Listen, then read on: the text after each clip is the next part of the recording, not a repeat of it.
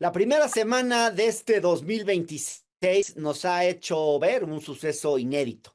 Estados Unidos ha intervenido en un país, ha secuestrado a un presidente, se lo ha llevado a las cortes de Nueva York con cargos de narcoterrorismo y otros supuestos delitos cometidos presuntamente por el ahora expresidente Nicolás Maduro. No hay un solo muerto por parte de las fuerzas estadounidenses.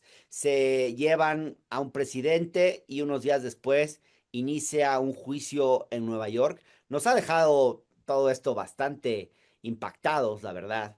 Y contrario a lo que muchos hubiéramos esperado, la oposición venezolana, encabezada por María Corina Machado, esa misma oposición que había estado llamando a la intervención y poniéndose de tapete con Donald Trump, ha sido desautorizada por el propio presidente de los Estados Unidos para poder ocupar el poder con el argumento de que no tiene el apoyo ni el respeto de los propios venezolanos. Palabras muy fuertes las que dijo Donald Trump. Más inquietante aún es que Marco Rubio, el secretario de Estado, ha descartado siquiera que se convoque a elecciones en el corto o mediano plazo. No se habla de ese tema, que pues sería lo que esperaríamos tras la salida de Maduro.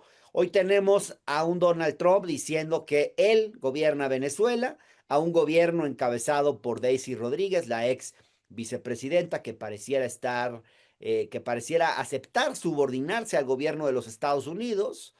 No es tan claro exactamente cómo va a ser eso, pero esos son los primeros indicios que tenemos enfrente. Y bueno, ¿cómo llamarle a esto que estamos viendo y que parece tan complicado de entender? ¿Qué significa este comportamiento de Estados Unidos y este aparente retorno a épocas que creíamos a tal punto superadas? ¿Qué hay de nuevo y qué hay de igual al viejo imperialismo que conocimos en otras épocas? Bueno, para hablar de este tema, vamos a conversar ahora con Natalia Saltalamaquia, que es latinoamericanista, jefa del Departamento de Estudios Internacionales del ITAM y a quien hemos tenido ya en varias ocasiones en este espacio. Natalia, feliz año, ¿cómo estás? Feliz año, Hernán. Me da mucho gusto saludarte. Estoy muy bien. Que tengas un gran año. No, igualmente, todo lo mejor, Natalia. Ha llamado la atención el descaro con el que Trump y su gobierno han actuado en este caso. No hablan de democracia, descartan incluso que la oposición que habría ganado la última elección en Venezuela tome el poder.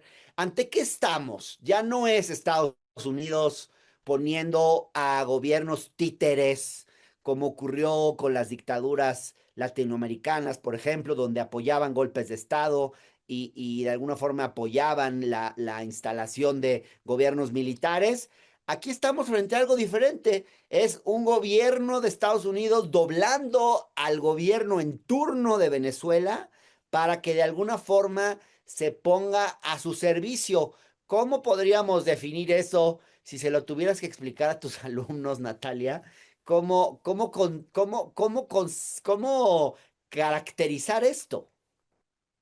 Caray, realmente que Venezuela está en el peor de los mundos en este momento, porque como tú dices, continúa en el poder la cúpula de gobierno de la madurista, encabezada en este momento ahora ya por Delcy Rodríguez, Diosdado Cabello, Vladimir Padrino, y no han ganado un ápice en términos de libertades. Pero por otro lado, también ahora están bajo la bota de Estados Unidos, que está dispuesto más que, y de manera brutalmente honesta, a decir que están allí para extraer los recursos de Venezuela y dirigir los destinos de ese país de una manera en la cual responda a sus intereses.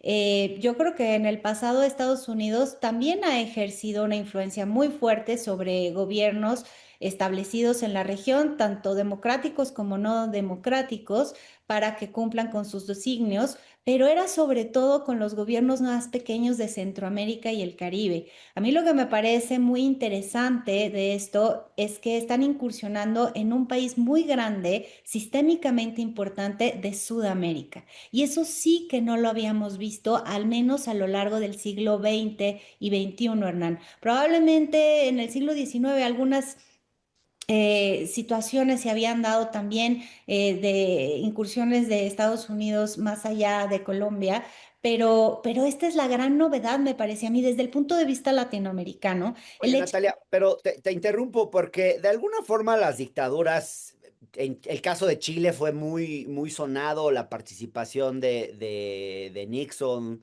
del gobierno de los Estados Unidos en el golpe en contra de Allende. Se habló mucho de que las dictaduras en Argentina, en Brasil, tenían el apoyo de Estados Unidos. En ese sentido, es tan nuevo lo que estamos viendo en Venezuela? Justamente no, es lo que trataba de Ya. explicar, que a través ya sea de operaciones encubiertas o de operaciones abiertas, no es una gran novedad si vemos el largo arco de la historia, es decir, si vemos desde el siglo Ah, XIX, ya. el siglo XX.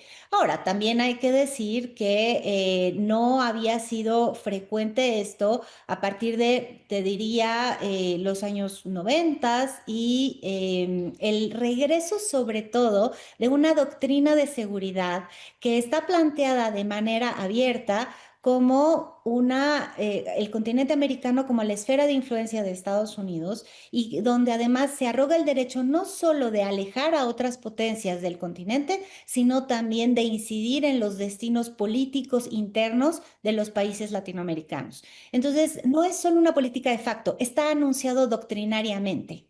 Exacto. Y leímos este documento de seguridad nacional que se presentó, creo que en noviembre. Ahora, cuando le preguntan a Trump si está reviviendo la famosa doctrina Monroe, esa que establecía que América era para los americanos, el propio Donald Trump dice, bueno, yo le llamaría la doctrina Don Roe, que significa que Estados Unidos pues es el jefe del hemisferio, pero además que esta postura se ejerce con más dientes, dice él, y utilizando el poder del ejército de Estados Unidos. Así de explícito y así de claro. ¿Te hace sentido esto de la doctrina Don Roe? Porque también podríamos pensar que cuando uno tiene que, digamos que el poder y el liderazgo no se reclama, más bien se otorga cuando uno lo tiene. ¿Será fortaleza por parte de Estados Unidos y de Donald Trump? ¿O será más bien una debilidad que Trump intenta compensar con este discurso? No sé si me explico. Yo creo que Donald Trump no está planteando un discurso justamente de liderazgo o de hegemonía, sino de dominación, de De dominación. dominación.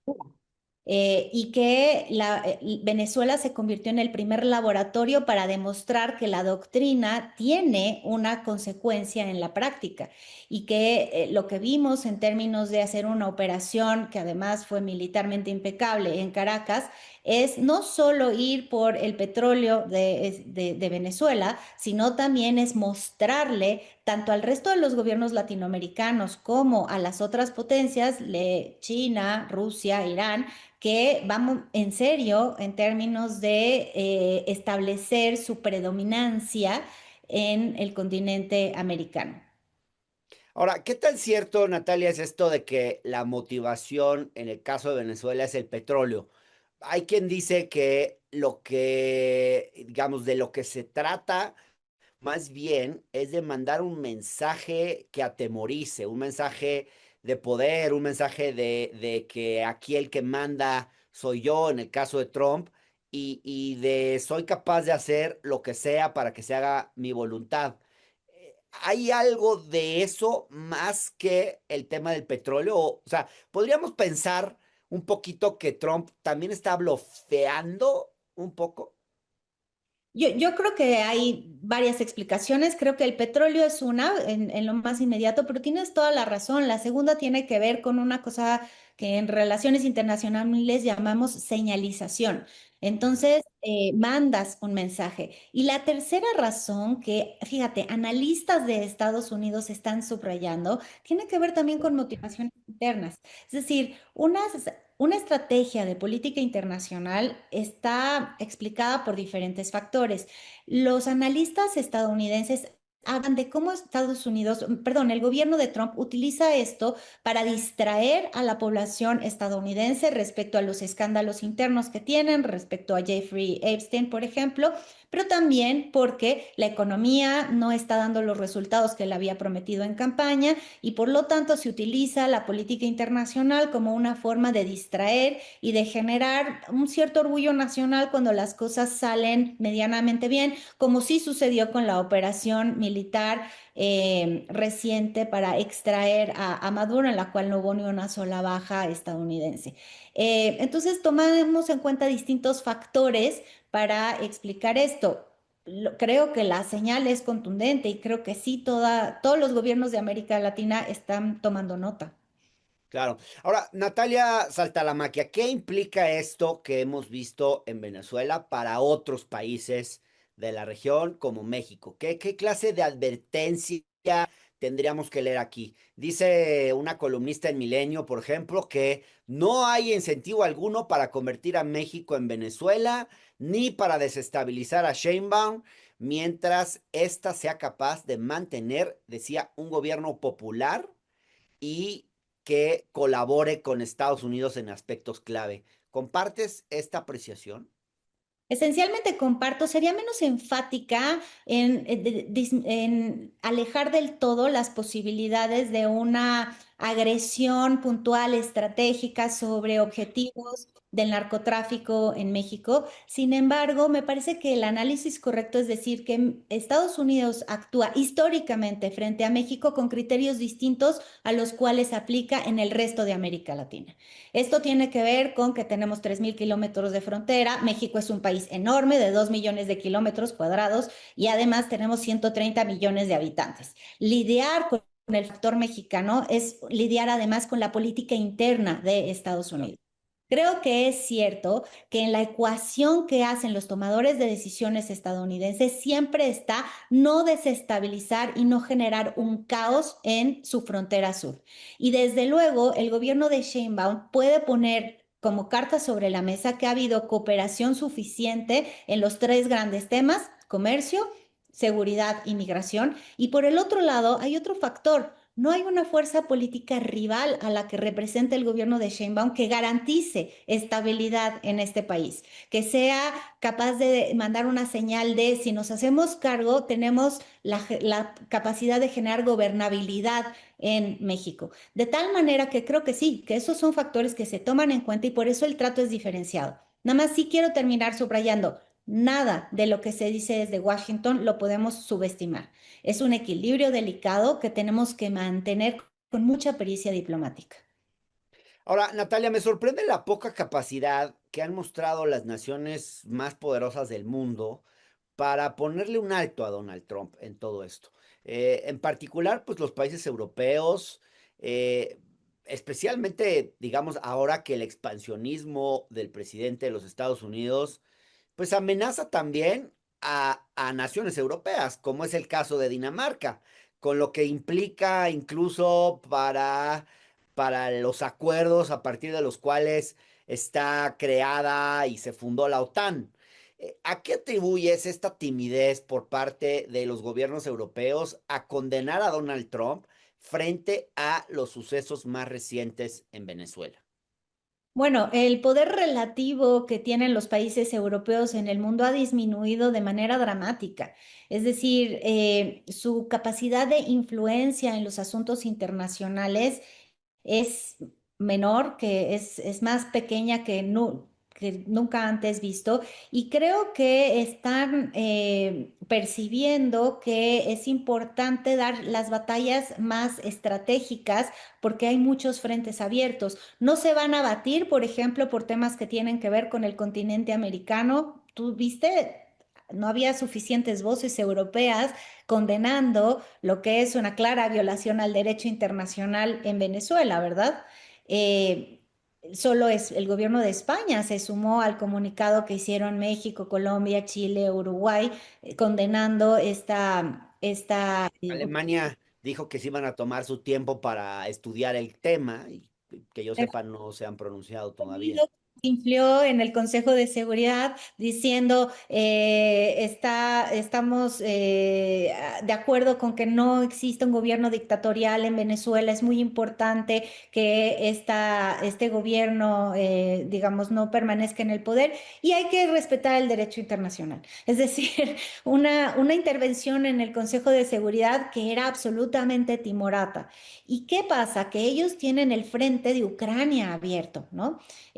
Tienen por un lado la amenaza imperial de Rusia y por el otro lado ahora la amenaza imperial de Estados Unidos. Es realmente un momento de replantearse absolutamente la estrategia de seguridad de la Unión Europea, que ya no puede contar con el paraguas estratégico que suponía la alianza Eh, con Estados Unidos. Bueno, a mí me sorprendió mucho que la reacción de Marine Le Pen fuese mucho más enérgica y contundente que la del propio presidente Macron. Sí, llamó la atención, pero a lo mejor una manera de explicarlo es que el nacionalismo francés, digamos, la derecha radical francesa es también ultranacionalista, como suele corresponder a las derechas europeas.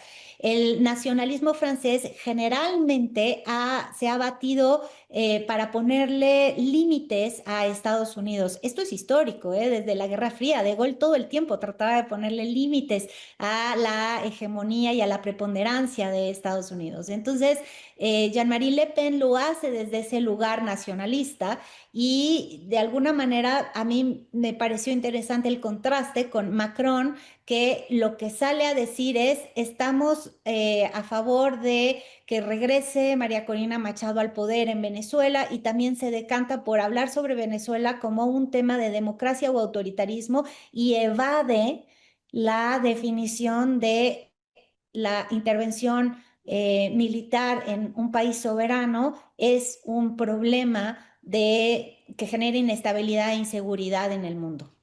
Así es.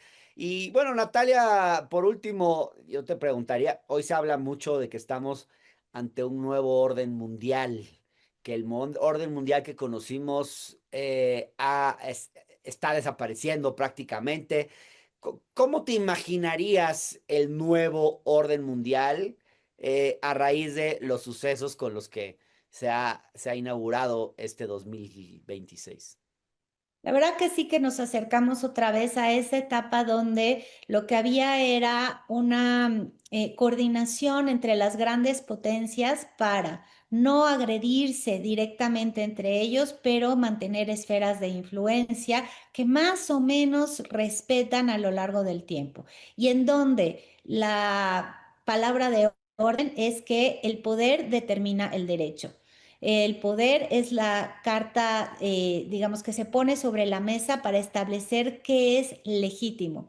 Y este es un mundo, digamos, peligroso, es un mundo que nos va a llevar a ver muchas más guerras.